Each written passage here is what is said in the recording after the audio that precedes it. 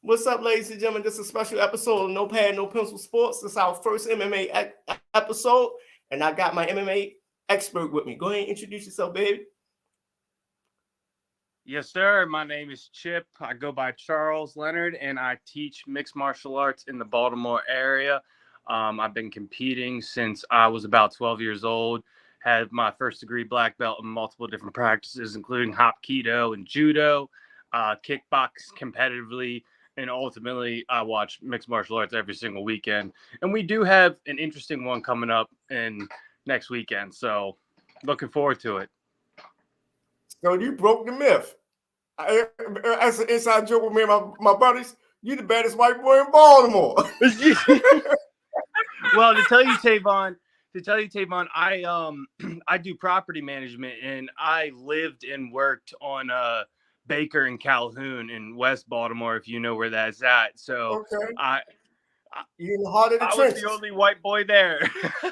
Well, you had the skill to keep anybody off from you. Yeah, people. I mean, and people like me too. I mean, as long as you're nice, people be nice back to you. Hey, Baltimore's a simple place to live, man. As long as you're courteous and respectful, man, you won't have a problem with nobody. People can see through you here. People see through your intentions. They can see who you are. That's what it is. Yes, indeed. We got the Raven pre. We got the first Raven pre-season game tonight, but we're gonna get straight into it. Aljo or O'Malley? So, to be honest with you, Tavon, I'm not a fan of either of them, but I will say that Aljo is criminally unappreciated, underappreciated from when he won the title. I mean, even when he beat Jan the first time with the whole illegal knee to the head and everything, people really lost sight of what he was able to do as a fighter. In terms of that division, he's one of the most skilled fighters there. He's more of a skilled fighter than Aljo is. He has the ability to grapple with basically anybody. And at the end of the day, he's starting to push the argument for the greatest bantamweight champion. But like I said, people aren't going to give him that respect due to what I was telling you earlier. How you won the belt? Exactly. So, even me myself, I have some issues with him in terms of how he carries himself as a fighter. I feel like somebody who's going to be able to call themselves the greatest has to actually be able to step into those shoes and take on those kinds of taunts. And rather, when I've seen him go back and forth with fighters such as Jan or ETZ, it's he enjoys the position he's in, and he doesn't seem like he really wants to solidify himself as a great. And that's kind of my issue with him. Right. Sugar, however, I think he's overhyped. I really do. He's there in the White Pet Project. He's manufactured. Yes, sir. Yes, sir. And I mean, if you look at his wins, who'd he beat? Pedro Nobody. Nunez. Exactly. That's He beat up on Chris Matuno, the match before that, who's fighting in the CFFC. He's not even a UFC fighter. I mean, right. what did he prove there? And honestly, at the end of the day, I think Aljo's going to take the back. He's going to grapple to his free will. He's not going to sit there and try to trade with the long white boy. Absolutely not. There's no reason to, especially when you have the jiu-jitsu skills and grappling skills that Aljo does. If I was him, I would take the back and go for a submission, and I honestly think I think Aljo's only purpose is to choke him out. He's going to strangle him. It don't go past 3. I see O'Malley making a stupid mistake on the ground and giving up his back, and then it's done from there. Coco, shut up. It's my dog. Sorry. It's all right. It's unscripted. You gotta love this. It's unscripted. But I was trolling people a month ago with Aljo last fight. I was telling everybody he may be the best pound for pound UFC fighter in the world. Everybody was like, "No, man, it's Jon Jones, it's Volkanovski." But I'm like, just look at Aljo's resume. He beat the man. Yeah, I mean, the only reason I see this is where I start to, because I've been watching this sport for as long as I can remember. I'm about to be 25, and I've been watching it since I was like 10. So I got to see Jon Jones beat everybody's ass through the time he came in to the time Right. where he is now. So I've never seen that man lose a fight. So at the end of the day, for someone like me to view someone like Aljo, how he carries himself versus someone like Jon Jones who carries. Oh shit! I don't know what happened there with my camera. It's all right. It's all right. But that's where it comes from, because I want to see that championship attitude from Aljo. And honestly, this Sugar fight could take that for some ways for me, because Sugar's had a lot to say. Aljo's had a lot to say, and like I said, I think Aljo's just the more talented fighter overall. I just don't like how Dana White trying to force Aljo hand into fighting so quick after another fight. It's like you trying to stack the cards against him for O'Malley to win. It don't look right. No, and that's the thing. And that's the thing with the UFC that really does bother me, is that I could give you a list of fighters that are forced to have 3 to 4 month turnarounds, rather than you have goddamn even. I'm not a Conor McGregor fan either. I respect what he's done, but then someone like him who can sit on the sideline for 2 to 3 years, and I get the money he brings in, but at the same time, he's lost his last however many, and on top of that, now he's allowed to be forced into a title situation after all these years. But then you have contenders. It's clear he's juicing. It's clear. Have you seen any of the Ultimate Fighter episodes or any of these stuff? No, I didn't watch this. I'm not even interested in it this year, but he's jacked from what I've seen. Another situation. I watched Conor from the point he came into the UFC to now. The first time I saw him after he got his leg broken, and seeing him now, there's a reason the fight hasn't been scheduled yet. There's a reason why the USDA hasn't cleared him yet, and that he hasn't gotten through that pull. Same thing you're saying. Right. He's cycling off. Yes, sir. Even his whole physique, it's like 60 pounds of water weight. That's what it looked like. I don't even know, because him and Chandler, because when they were talking, they don't even know what weight class they're fighting at yet either. And I don't know if they're going to try and fight at anything below 185. I don't see how Conor makes that weight with how he looks right. Honestly, he looked like a legit 205. Honestly. 205, like you say, might be a catch weight at 180. I still think Chandler wins that fight, regardless of how Conor turns out, because this whole juicing and doing this tough BS and all this other stuff he's done with the media is just him trying to get his career back on track. But like I said, not going to happen. My only thing about Chandler, he like to sit in the pocket instead of revolving on his wrestling. He tried to throw the hands. Like, no, he always fall away from his game plan when I watch him fight. This man loves to put on a show, and that's the thing about him, though. He spent a majority of his career in Bellator, and then when he came onto the UFC, he was a little bit later in his age. So he said, every single fight I have, I want to put on a show. So even though while I watch him, I agree with you. I'm like, Chandler, you're an all-American wrestler. Take the man to the ground and pound. Do whatever you need to do. No, you just want to stand there and trade. Knucklehead. Okay, Absolutely. So who do you like in this Ouija Jing and the female match? I forgot the girl name. It's not gonna be close. I got Weili by a mile. Yes, indeed. In terms of Lemos, is that how you pronounce it, Amanda Lemos? Yes. Yeah, I've watched her a couple times. I've watched her a couple times. I've watched Zhang Weili many times. I've watched Zhang Weili compete with the best women that have ever walked through that division. ETC, Joanna.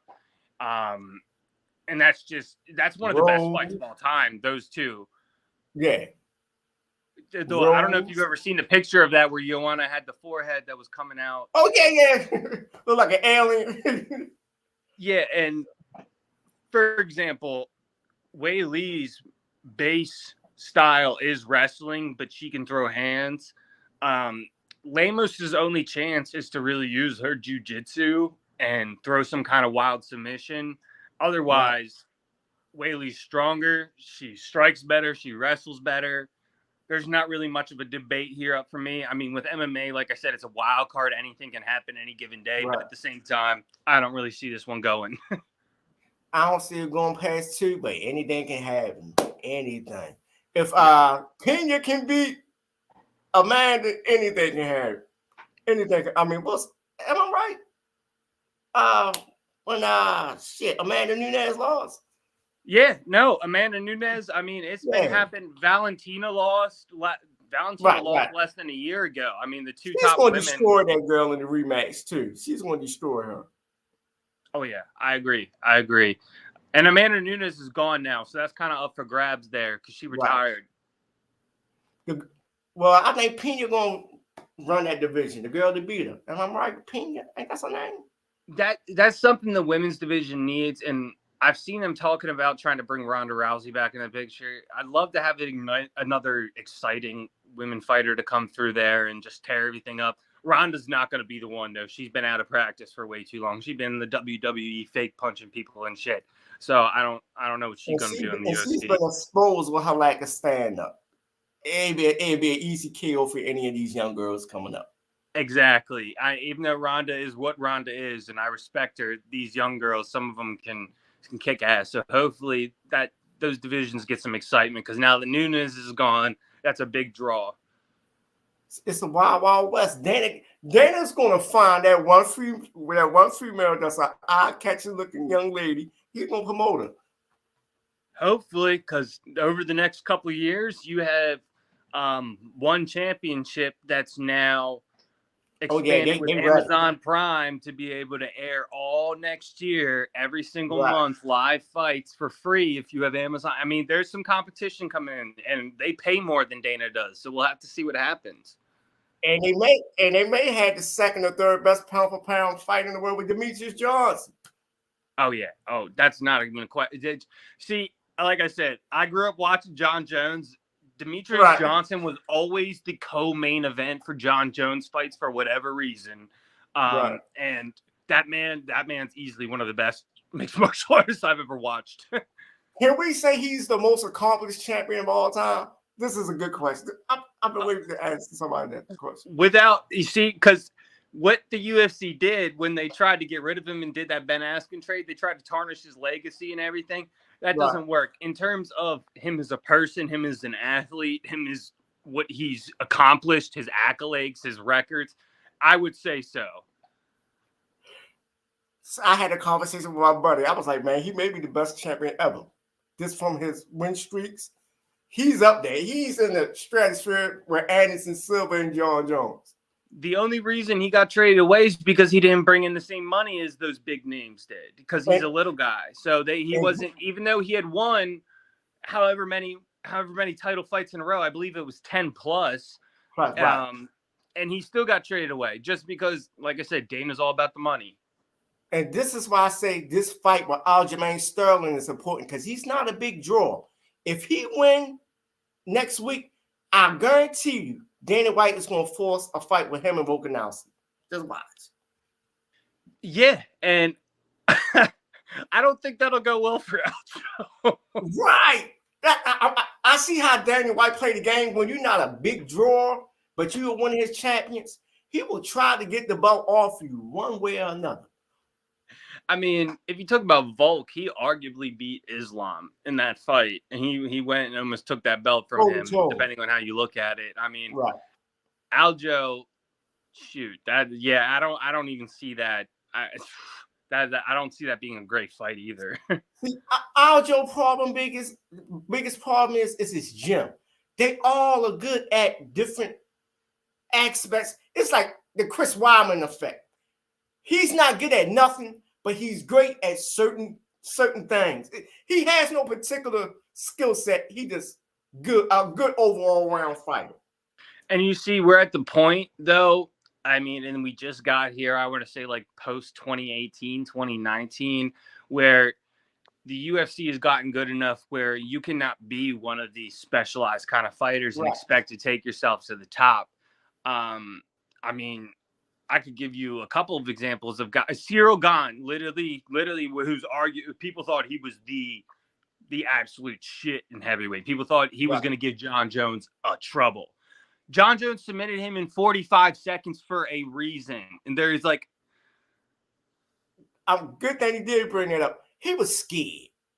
He was scared. yeah, I think you he can would beat see it. Jon Jones. Me and my uncle had a bad argument. I was like, man, he's going to beat Jon Jones. Jon Jones sat on his ass for 3 years. The man was just, it's the Mike Tyson effect. He saw the goat and laid the bed, man.